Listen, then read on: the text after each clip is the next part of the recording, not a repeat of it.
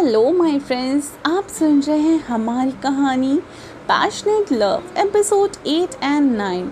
Hey friends, I hope अगर आपको ये स्टोरी पसंद आती है तो चैनल को सब्सक्राइब करना बिल्कुल भी मत भूलिए और स्टोरी अच्छी लगती है तो लाइक एंड कमेंट ज़रूर करिएगा। तो चलिए ये स्टोरी हम शुरू करते हैं। 1 घंटे के बाद कनक अभी तक वैसे ही बेड पर आधी लेटी थी। उसे समझ नहीं आ रहा था कि वो क्या करे। वो यहाँ से जाए भी कहाँ। अब तक उसने उस घर में बहुत कुछ सहा, सबके ताने, अमृता की दरिंदगी, 2 दिन तक भूखे पेट तक काम करना, यहाँ तक कि कनक ने छोटी सी गलती हो जाने की वजह से अमृता उसे खाना तक नहीं दिया करती थी। लेकिन वो उस घर में एक तरह से अभी तक सेफ ही थी, ये उसका मानना था। पर अब क्या, अब बात उसकी इज्जत तक चली आई थी। उसने बहुत कुछ सहा है, पर अब इसका ये नहीं कि वो अपना वजूद ही खो दे। कनक कुछ भी कर सकती है, पर वो उस नर्क में वापस कदम नहीं रखना चाहती है। वो कुछ बदल तो नहीं सकती, पर एक नई शुरुआत तो कर सकती है। रणविजय उसे देख रहा था। ये उसकी पूरी लाइफ में पहली बार था। उसे समझ नहीं आ रहा था कि वो अपने सामने वाले इंसान से क्या बोले। तभी डोरबेल की आवाज़ आती है। रणविजय जाकर दरवाज़ा खोलता है तो बाहर समीर खड़ा था, जो कि उसका असिस्टेंट था, और उसके साथ ही करीब 18 साल की एक लड़की जो दिखने में बहुत प्यारी लग रही थी। उसने रणविजय को देखकर कहा, भैया आपने मुझे यहाँ बुलाया? रणविजय ने उसके सिर को सहलाकर कहा, अंदर आओ, अंदर तुम्हारा कोई इंतज़ार कर रहा है, पर उसे ज़्यादा परेशान मत करना, ठीक है? वहीं माही रणविजय की बात सुनकर खुशी से अंदर आ गई। रणविजय ने समीर को अंदर आने को कहा। दोनों सोफे पर बैठ जाते हैं। रणविजय, क्या पता चला? समीर, इसका नाम कनक है। ये एक ऑर्फनेज में पली बड़ी थी। फिर उसके बाद इसे अशोक सिंह ने गोद ले लिया। रणविजय समीर को बीच में रोककर, अशोक सिंह ने? तुम किसकी बात कर रहे हो? समीर थोड़ा सीरियस टोन में, आप सही सोच रहे हैं, ये वही अशोक सिंह है। रणविजय ने समीर की बात सुनकर एक गहरी सांस लेकर कहा, ओके कंटिन्यू। रणविजय ने समीर की बात सुनकर एक गहरी सांस ली। तभी समीर कहता है, इन्फॉर्मेशन के हिसाब से जब उनकी डेथ हो गई थी तो उसके बाद ही सिंह फैमिली ने कनक पर बहुत सारे अत्याचार और जुल्म किए। इन लोगों ने इसकी पढ़ाई तक बंद करा दी। और इतना बोलकर वो थोड़ा चुप हो गया। रणविजय ने समीर को देखकर उससे पूछा, और क्या? समीर, आकाश सिंह और उनकी बेटी शमायरा ने कनक को उन लड़कों को बेच दिया, वो भी पैसों के बदले। उसके बाद का तो आपको पता ही है। समीर की बात सुनकर पता नहीं क्यों, पर रणविजय को कनक के लिए बुरा लग रहा था, साथ ही सिंह फैमिली पे गुस्सा भी आ रहा था। उसने थोड़ी गुस्से में कहा, जब उनको संभालना आता नहीं था तो उन्होंने इसे गोद ही क्यों लिया? इसके बदले वो खुश रहती वहाँ पर। उन्होंने हर बार गलत फैसला लिया है। उनको बस दूसरों की जिंदगियाँ खराब करनी आती थी। ये सब बोलते समय रणविजय का चेहरा थोड़ी गुस्से में और उसके चेहरे पर उदासी ने घेर रखा था।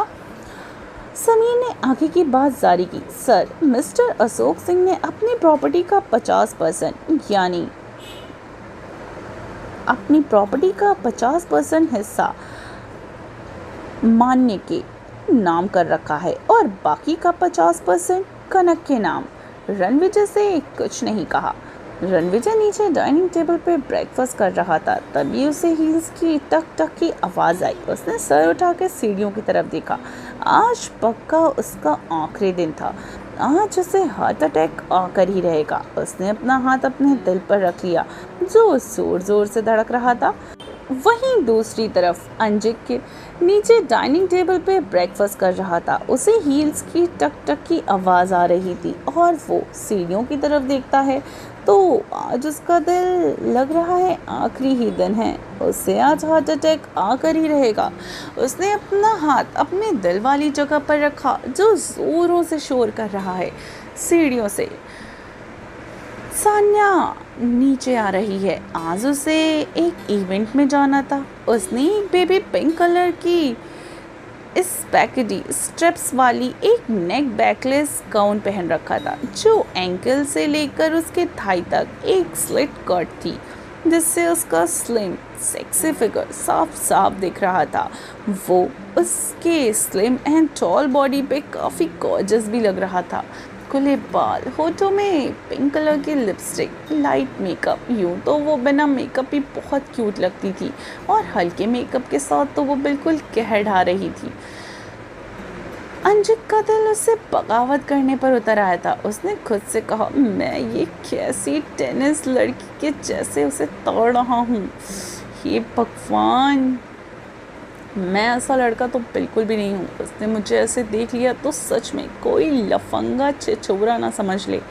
उसने खुद को शांत किया। इधर सान्या भी आकर अंजिक के बगल में बैठ गई। अंजिक ने खुद को शांत कर लिया था, पर उसकी आंखें अभी भी खूबसूरती का दीदार कर रही थीं। तभी उसका फ़ोन बजा। उसने खोए हुए ही कॉल रिसीव किया, पर गलती से स्पीकर पे फ़ोन रख दिया। तभी फ़ोन की दूसरी तरफ से आवाज़ आई, गधे नालायक, तुम सब किसी काम के नहीं हो।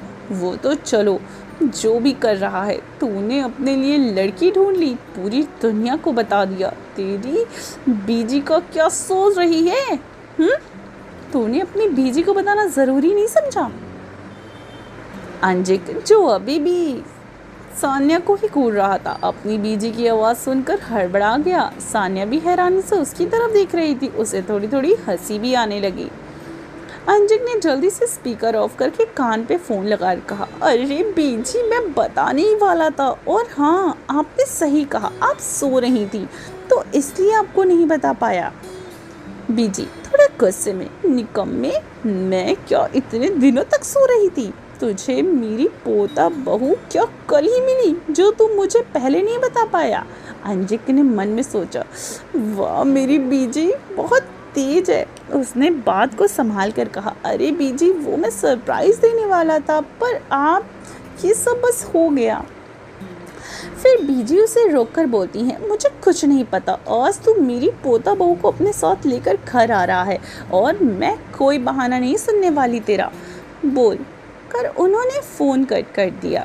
इधर अंजिक ने फ़ोन जैसे ही रखा तो सान्या ने कहा, दादी मुझसे मिलना चाहती हैं, आज शाम हम लोग चल रहे हैं। सान्या भी मान गई। वैसे भी दोनों से बात सबसे सीक्रेट रखने वाले थे। अंजिक ने फैमिली में भी किसी को नहीं बताया था। और इधर अंजिक सान्या से पूछता है, तुम कहाँ जा रही हो? सान्या, वो आज एक इवेंट है, फिर शाम 7 बजे तक पार्टी।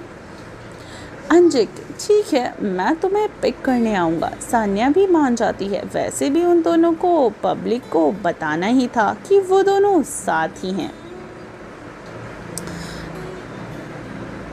इधर माही रूम में अंदर आई। उसने रणविजय के बेड पर एक लड़की को देखा तो हैरान हो गई। जितना उसे पता है कि रणविजय बस कुछ ही को छोड़कर बाकी लड़कियों से बहुत चिढ़ता है। डोर की खुलने की आवाज़ सुनकर कनक ने सर ऊपर करके आगे देखा तो माही उसके पास गई और बेड पे बैठ गई। माही, हेलो, आप भाई के दोस्त हो क्या? मेरा नाम माही है। माही। वहीं कनक ने बस उसे देख रही थी। माही को समझ नहीं आया कि वो माही उससे कुछ कह क्यों नहीं रही है या उसने उससे बात क्यों नहीं की। उसने फिर पूछा, आप रणविजय भाई को कैसे जानती हो? कनक ने इस बार भी सर नामे हिलाया। माही को एहसास हो गया। उसने प्यार से पूछा, आप बोल नहीं सकती क्या? कनक ने हाँ में सिर हिलाया। फिर माही बोलती है, कुछ नहीं, आप इशारा करना, मैं थोड़ा थोड़ा समझ जाऊंगी। कनक उसकी बात सुनकर मुस्कुरा देती है। वहीं माही ने कनक से अपना नाम पूछा तो उसने अपने हाथों से लेटर बनाकर उसे अपना नाम बताने की कोशिश करी। माही, उसने अपना नाम बताया, मेरा नाम कनक है। अपना नाम उसने कनक बताया और हाँ में सिर हिला दिया। माही चहकते हुए बोलती है, वो कनक, माही, कितना अच्छा लग रहा है ना, हम दोनों के नाम बिल्कुल एक जैसे ही हैं।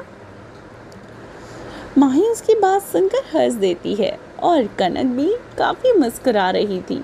दोनों ऐसे ही कुछ बातें कर रहे थे।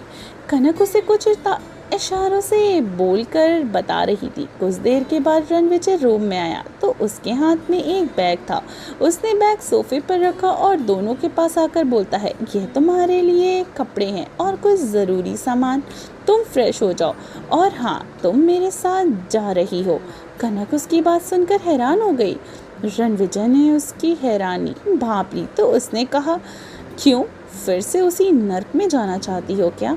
कनक ये सुनकर हैरान हो गई। उसने अपने मन में सोचा, इन्हें कैसे पता चला मेरे बारे में? रणविजय समझ गया कि कनक क्या सोच रही है। उसने थोड़ी कड़क आवाज में कहा, मुझे तुम्हारे बारे में कैसे पता चला ये बाद में जान लेना, अभी तैयार हो जाओ। फिर कनक ने माही की तरफ देखा और कहा, मीठी, तैयार हो जाने के बाद बता देना और तुम भी साथ चल रही हो। माही तभी कहती है, ठीक है। माही को प्यार से सब मीठी ही कहते हैं। वो कहती है, ठीक है भैया। कनक ने फिर सोचा, इसको तो मेरा नाम भी पता है। तभी माही बोलती है, चलो चलो जल्दी तैयार हो जाओ, भाई को पसंद नहीं है ज़्यादा इंतज़ार करना।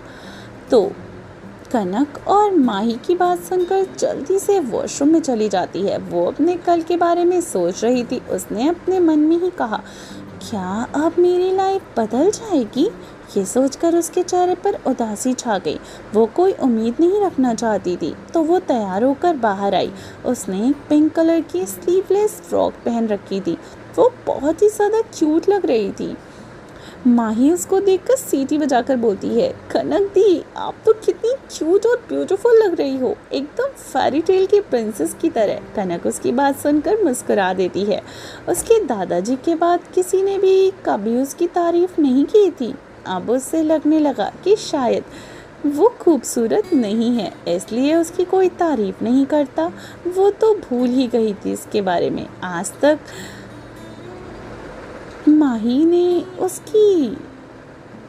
माही के अलावा अभी तक उसने किसी की भी तारीफ नहीं की थी। आज तक माही के अलावा किसी ने भी उसकी तारीफ नहीं की, लेकिन आज जब माही ने उसकी तारीफ की तो उसे बहुत अच्छा लगा। वो दोनों रूम से बाहर आ गई। रणविजय ने जब कनक को देखा तो देखता ही रह गया। उसके चेहरे पर एक छोटी सी स्माइल आ गई, जिसे उसने जल्दी ही छुपा लिया। रणविजय ने दोनों को नीचे चलने को बोला। तीनों नीचे चली गईं। साहिल ड्राइविंग सीट पर बैठा था।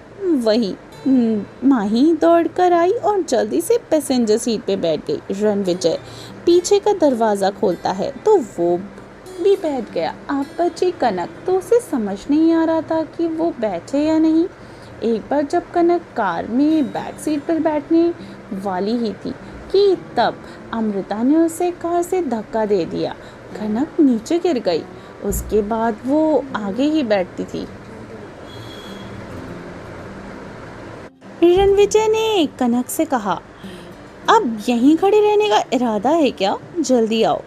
कनक रणविजय की बात सुनकर होश में आई। वो जल्दी से अंदर बैठ गई। कार स्टार्ट हो गई।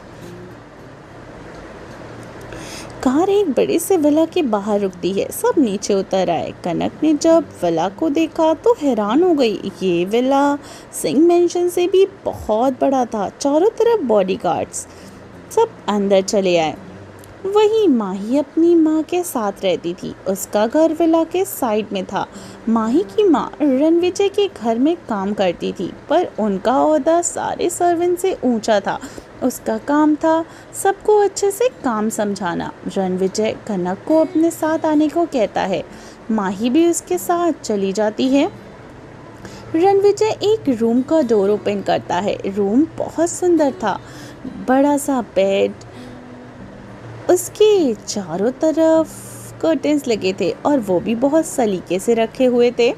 रणविजय ने कनक को सब कुछ समझा दिया। कुछ देर के बाद माही चली गई और क्योंकि उसके स्कूल जाने का टाइम हो गया था, अब रूम में बस कनक और रणविजय थे। कनक बेड पे बैठी हुई थी। रणविजय उसकी तरफ बढ़ने लगा, जिसे देखकर कनक डर गई। रणविजय कनक के पास आकर उसके चेहरे को ही देख रहा था। कनक भी उसकी आंखों में अपनी आंखें बड़ी बड़ी करके देखे जा रही थी। रणविजय कनक के चेहरे की तरफ झुकने लगा। कनक ने अपनी आंखें कस के बंद कर ली, जिसे देखकर रणविजय के होठों पर मुस्कुराहट आ गई। रणविजय ने साइड में रखा अपना फ़ोन उठाया और उससे दूर होकर बाहर चला गया। कनक अभी तक आंखें बंद करे हुए वैसे ही बैठी थी। हे फ्रेंड्स, आई होप आपको ये स्टोरी अच्छी लग रही हो। तो अगर अच्छी लगती है तो इसको बहुत सारा शेयर कीजिए, और अगर आपने चैनल को सब्सक्राइब नहीं किया है तो प्लीज़ प्लीज़ प्लीज़ आपसे बहुत सारी रिक्वेस्ट है, प्लीज़ मेरे चैनल को सब्सक्राइब कीजिए। और मैं प्रॉमिस करती हूँ कि मैं स्टोरी डेली कोशिश करूँगी, एटलीस्ट अगर 2 पार्ट नहीं तो 1 पार्ट मैं इसका रेगुलर अपलोड करने की पूरी कोशिश करूँगी। ठीक है, तो प्लीज़ मेरे चैनल को सब्सक्राइब कीजिए, स्टोरी को लाइक कीजिए और कमेंट करके बताइए कि आपको ये स्टोरी कैसी लग रही है। तो चलिए मिलती हूँ स्टोरी के नेक्स्ट पार्ट में, तब तक इंतज़ार कीजिए और सुनते रहिए पैशनेट लव सिर्फ टिनी FM जान के साथ।